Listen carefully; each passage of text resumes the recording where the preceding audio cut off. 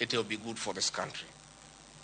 Finally, I also want to ask the President to consider the issues of the demolitions of houses along Nairobi River, houses that had approved building plans, built on land with title deed, were demolished, and only a compensation of 10,000 was given, which is unacceptable and unfair. Let us consider any landowner who had a genuine title, who had constructed a house that had been approved by the city authorities for compensation, because it's good to be fair.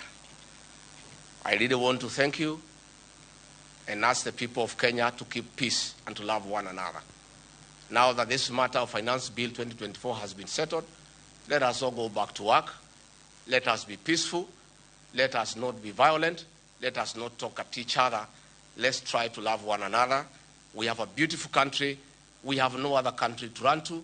Let us not burn our country because of disagreements on issues.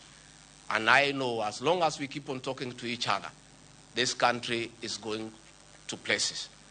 As Deputy President and Principal Assistant to President William Ruto, again, I want to affirm to the people of Kenya that I will continue helping the President to discharge his duties in the management of the affairs of this country.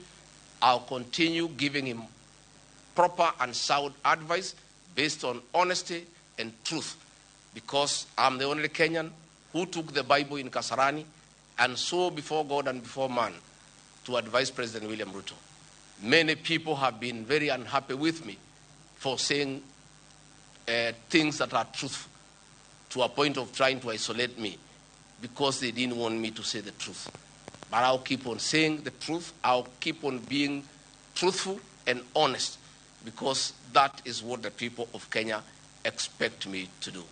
Thank you very much and good evening. Asanteni sana. Tumeshukuru sana. Thank you.